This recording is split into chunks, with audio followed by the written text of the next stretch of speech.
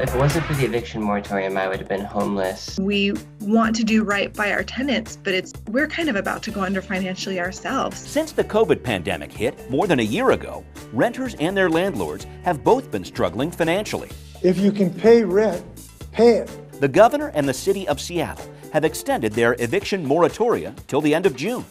But more than $1 billion in back rent will come due unless a solution can be brokered in the next 3 months. We already have, a terrible homelessness crisis, and so we're worried about that getting even worse. And there are some troubling signs. Some local landlords are ready to give up. We saw a 48% increase in the number of our clients who chose to sell their rental house. Lawmakers are debating ways to help landlords while protecting tenants, from payment plans to free legal help. Will it be enough to keep people in their homes? Our panel weighs in. Preventing a rental debt crisis, next on City Inside Out.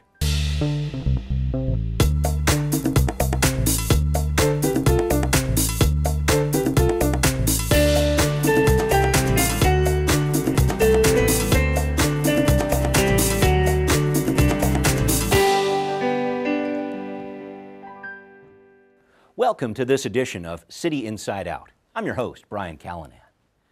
With Seattle and the state of Washington now extending their eviction moratoria through the end of June, what impact will that have on renters and landlords?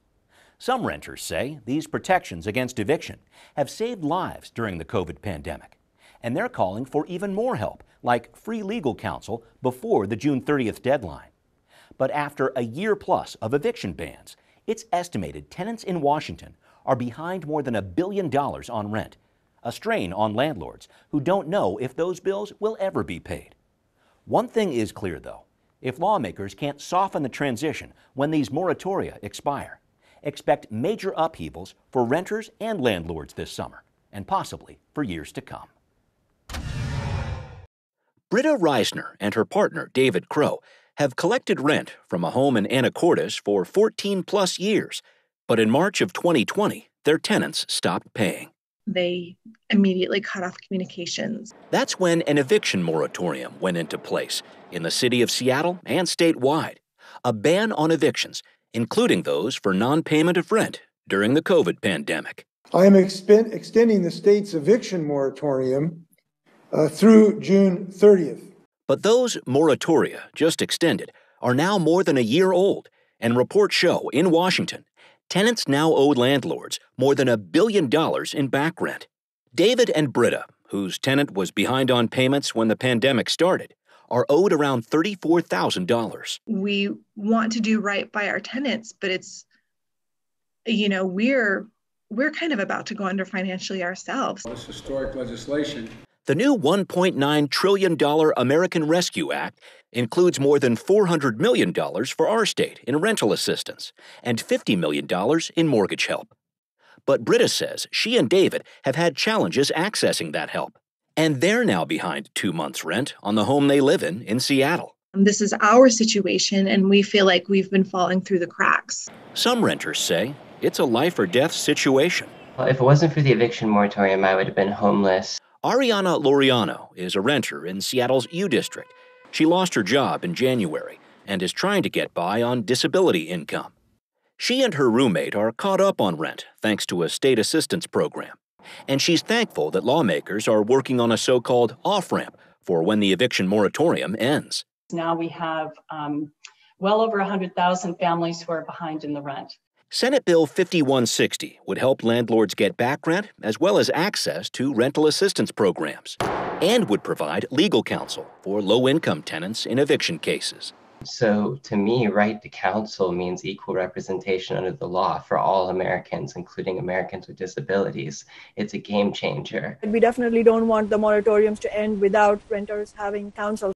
Free legal assistance for tenants is also part of the City of Seattle's plan, with some saying added protections will be sorely needed when the eviction bans end June 30th. I know for a fact that there will be an eviction pandemic. But some property managers say there's a hidden crisis that reared its head right when the eviction moratoria were extended in mid-March. Within 5 minutes, we had phone calls from our clients. That's it, we're selling. Cory Brewer is vice president of residential operations for Windermere Property Management. He oversees about 1,700 rentals, mainly houses. Brewer says as more legal restrictions go into effect, more rental homeowners want out, thus reducing housing supply and raising rent costs. The point is, it's causing them to sell, and those homes are never coming back to the rental pool. Brewer says a year plus into a rental debt crisis, he's frustrated officials aren't targeting help to the most needy and preventing those who might be able to afford rent from taking advantage of the moratorium. That is the element that I think is the most irresponsible. Lift the blanket off of everyone else who's not in a position where they need these protections. There's just this profound imbalance of power between landlords and tenants. Katie Wilson of the Transit Riders Union leads a coalition calling for the Seattle eviction moratorium to be extended till December. She says tenants need as much help as possible and would rather see hundreds of tax dollars spent on legal help for tenants facing eviction than thousands on former tenants needing homeless services. This will ultimately be a way cheaper way to deal with this crisis. She's asking landlords to be patient as rental assistance is distributed, and still advocating for tenants as state and city officials try to figure out an eviction moratorium endgame. Everyone is very aware that the rental debt crisis is something that everyone needs to come together and figure out. Right now we have a 3-month window and we're going to do as much as we can. The clock is ticking and the calendar's moving towards a June 30th expiration date for state and city eviction bans no one's looking forward to. When the moratorium's up, what do we do? It'll overwhelm our social safety system. It's a complete disaster. And joining us to further this discussion, we have with us Dr. Annemarie Dooley. She is a board member for the Washington Physicians for Social Responsibility and a nephrologist. We also have with us Michele Thomas. She is Director of Policy and Advocacy for the Washington Low Income Housing Alliance. And finally, Brett Waller joins us. He is Director of Government Affairs for the Washington Multifamily Housing Association. Thank you all for joining us. Michele, let me start with you. I want to talk about the eviction moratoria for the city of Seattle and the state of Washington. These went in place in March of 2020. They've been extended a number of times now. They're now set to run through June 30th of this year. I want to talk about what's been happening. What impact have these bans on eviction had on the more than 100,000 families in our state who are behind on rent? Actually, right now, the Census Bureau's pulse survey data just came out again today, and it's 211,000 families that are behind in rent in Washington state right now.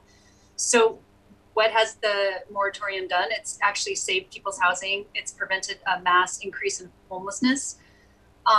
And it has prevented the spread of COVID from being worse, right? There's been a lot of studies nationwide that show that when other states have lifted their moratoriums, that COVID spreads got much worse. One of the primary reasons for that is because when people lose their housing, the first step to homelessness is oftentimes being doubled up. So desperately trying to prevent unsheltered homelessness by staying with friends and family. Right.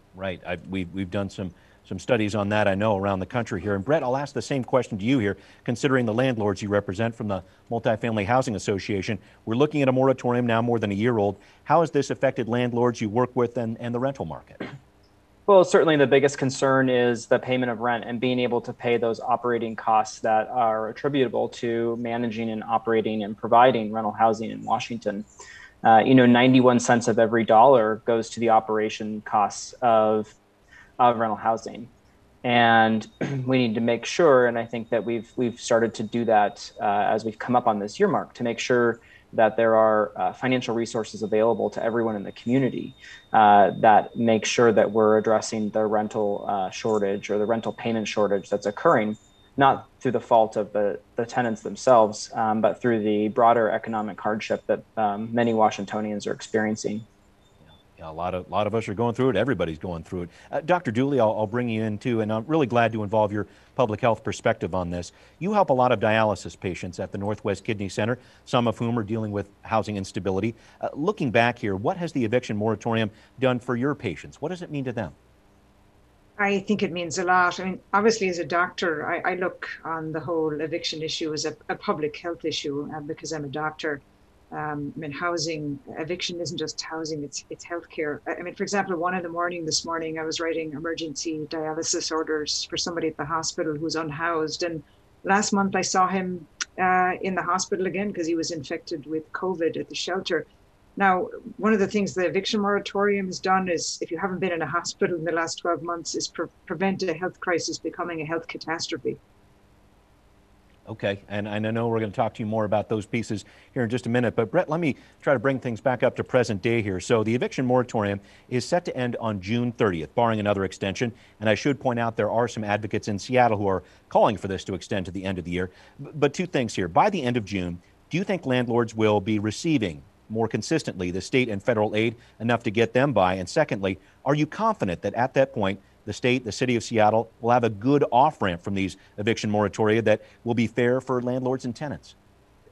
Well, you know, after the most recent congressional package, the American Rescue Act. Thank you. The American Rescue Act of 2021, Washington will have had more than $1 billion in rental assistance available in the state in different ways, in different forms. You know, I think this is through the advocacy of both my association, National Apartment Association, as well as the Low Income Housing Alliance. We've all really worked together to find and advocate for rental assistance resources. We know that rental assistance is the most successful way to keep a household housed when they're facing a financial crisis.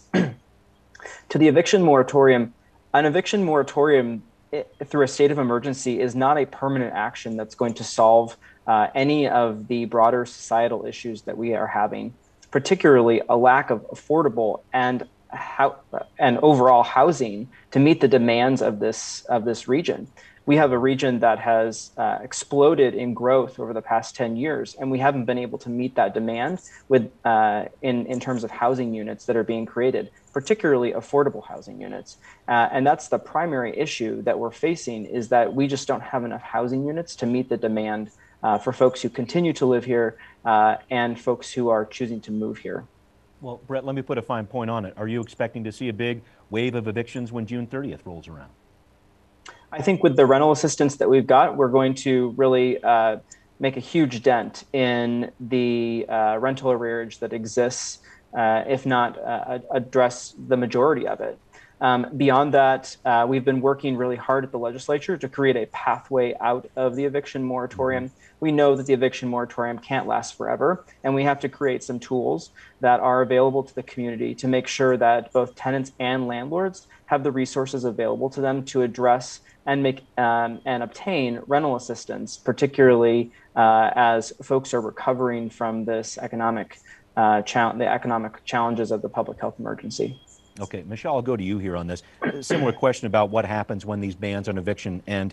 What's it going to take to avoid seeing a lot of evictions in Seattle and around the state on June 30th? I want to ask about that, and if you think 3 months is enough time to put this off-ramp together we keep hearing about. Yeah, well, thank you. So rental assistance is a critical part of the puzzle, but rental assistance alone will not solve the problem. So the legislature is currently working on a package of bills. In addition to the federal rental assistance, we know that short-term big drops of dollars into Washington state are absolutely needed, but it's not sufficient. But we need longer-term rental assistance to help out low-income renters who are going to be hurting for a long time. So House Bill 1277 by Representative Tim Ormsby is a bill that we are working on that would create a permanent fund source for prevention rental assistance. But however, again, rental assistance will not solve this crisis alone. We need accountability and we need tenant protections. Statewide just cause is the most important thing that the state legislature can do this legislative session. Okay. This is what will prevent landlords from getting bailed out and then turning around and evicting tenants afterwards. Okay. So this is House Bill 1236 by Representative Macri. And what it does is it creates statewide just cause, which just means that landlords have to have a legitimate business reason and more notice time in order to make a family move. Okay, and we're going to talk about that in just a second, Michele. Okay. Can I get back to you on that? But if there's a point you want to wrap up more generally, please do that.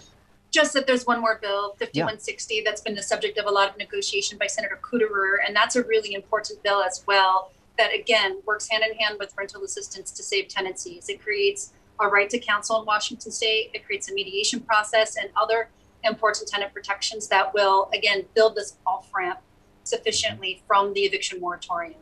Okay. Thank you for that. And we'll try to break down as many of those issues as we can here. But Dr. Dooley, let me go to you here. A lot of anxiety, and you can hear it in some of the answers here today, about what's going to happen at the end of the eviction moratorium. Do you have concerns about where state and federal aid is going right now? And do you see the point that landlords are making here too? They're in a financial crisis as well. What does that mean for our state?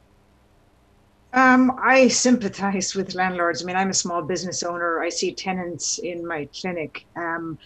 I don't think, I mean, that the state is doing enough. You know, you're talking about rental assistance bills. I mean, as I see in medicine, there's lots of small scale things that help people, but we need something on a much larger scale. I mean, one of the things I think the state could do, and there's a bill already in the House, is a state bank, where landlords wouldn't have to worry about Chase or Wells Fargo, coming in on their mortgages. The state bank has a compelling interest to keep small landlords in business.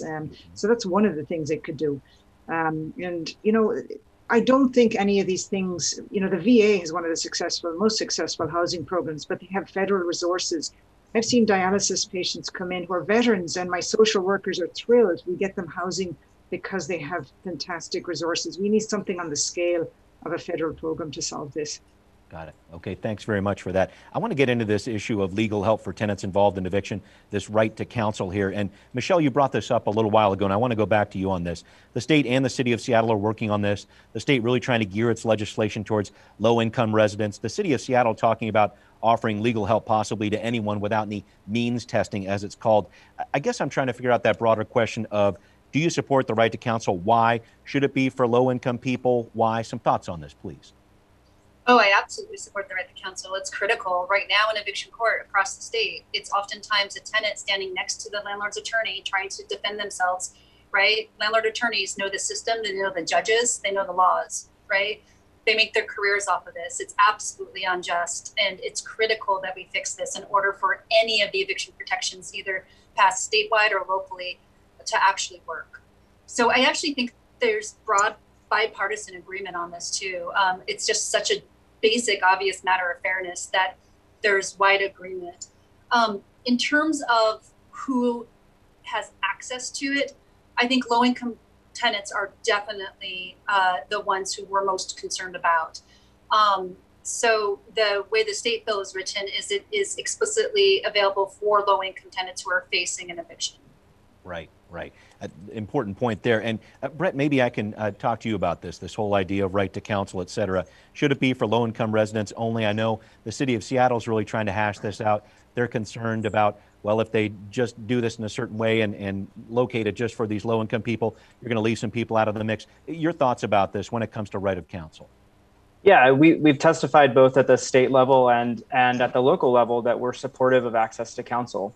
The issue of who gets the right to counsel or has that access to counsel, it really comes down to what the Washington Constitution says. The Washington Constitution says that you cannot give someone what's called a gift of public funds, and it creates some limitations around that. And that's really the challenge that I think the city of Seattle is facing right now, is to make a law that wouldn't be theoretically challenged in the future, that continues to provide those resources. It's definitely true that having counsel on both the landlord and tenant side assists in the resolution of matters. It helps to address education on the tenant side, certainly, who are more likely to not have counsel on what their rights and obligations are, what the hearing is about. I would note that, and there's a statistic going around that 90% of landlords have counsel and only 10% of tenants have counsel. And that's predominantly because there's a law that requires landlords, whenever their property is theoretically kind of owned by an entity like an LLC or a corporation or some other, I don't want to say corporate entity, but kind of a business entity, that they're required to have counsel in order to appear before the court. And so that's the reason that we see so many landlords have attorneys. The average eviction costs between $6,000 and $8,000 in the city of Seattle and King County. It's not beneficial. It's not financially beneficial for a landlord to evict all of their tenants. And then when we're certainly not in the business of trying to evict tenants, we're in the business of housing people. Of course. And I know the city of Seattle's in a big struggle right now to try to figure out those different legal issues, and we'll hear about that right here on Seattle Channel, as a matter of fact, coming up here in the end of March. Dr. Dooley, I want to talk to you about this. A few questions here. Do you support this whole idea of right to counsel for tenants? Should it be for low-income people only? And also, how do you pay for this? Because this would be an $11 million program annually at the state level. Cities like San Francisco alone spend about $10 million a year on this. I know there are a lot of priorities around housing, et cetera. Is that the right place to put our resources here, legal counsel? Well, obviously getting into legal things is not my thing in an area of medicine, but I do find a similar parallel in medicine is that once you start making eligibility criteria, it involves form filling out. My patients and many people who are close to eviction don't have the resources or bandwidth to fill out 30 pages of paperwork. It should be available to everybody. And I think I've heard arguments that if you consider it a basic government function, then it should be available to everybody. And I think the only people who benefit from this in the long term are the lawyers. My feeling would be, for example, to, again, healthcare, provide Representative Jayapal introduced a Single Payer Act to Congress last week. If you help people pay their bills, in fact, no bills, they'll be able to pay their rent. We want to take a much bigger picture of this. We have to fix this on the federal level, provide people with healthcare. Then they don't need lawyers. Their bills are taken care of. They're not bankrupted by medical bills, so they can pay their rent. And I would love if small businesses in Washington supported this at the state level and the federal level, because it would help them. Okay. All right. I know a lot still ahead on that issue. Thanks for bringing it up. Michele, let me jump back to you, and I want to talk about this just cause issue again. I know there are some landlords out there who say just cause eviction laws make it more difficult, more costly to get tenants who might be causing problems to move out. When landlords are paying higher costs, that can lead to higher rents for tenants in the long term. How do you respond to that argument? And do you think just cause eviction law is really needed at the state level? Oh, God, yeah, absolutely. I mean, everybody should have the opportunity for due process if they're facing the loss of their home. The loss of a home is catastrophic. It leads to eviction. It leads to homelessness. And homelessness is really hard to get out of once you've experienced it. So 100%, we should be doing everything we can in Washington state to ensure that if a landlord alleges that a tenant is taking certain actions that would require the landlord to evict them, that the tenant have an opportunity to defend themselves. A lot of tenants who are guilty of whatever the landlord is alleging probably won't even show up in court. And so it's not much different than the landlord just giving the notice to vacate, which is what they do now. So under just cause is they would just have to state the reason, though, that they're terminating the tenancy. And if the tenant finds that the reason is that they're alleging, if it's a behavioral reason, for example, is untrue, then it gives the tenant the opportunity to defend themselves in court. Whereas right now, they don't even get told why. The landlord literally gives 20-day no-cause notices without even revealing the motive to the tenant. That is absolutely unfair. So all that just cause really does is give the opportunity to the tenant for the access to justice and the opportunity to defend themselves and save their home. Got it. Well, I want to make sure that I get some input from Brett here on this one here.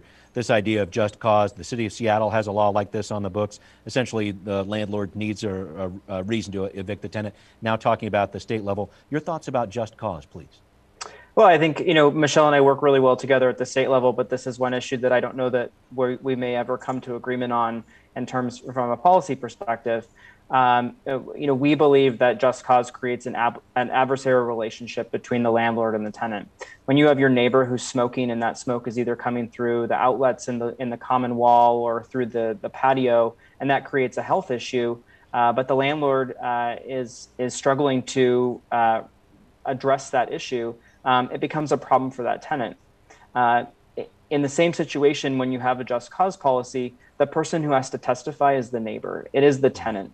And it creates an adversarial relationship not only between the landlord and the tenant, when the landlord cannot address common issues that occur within rental communities, but it also creates an adversarial relationship between neighbors, particularly when one neighbor gets frustrated that that issue can't be addressed more quickly or more swiftly, and it creates problems within the community.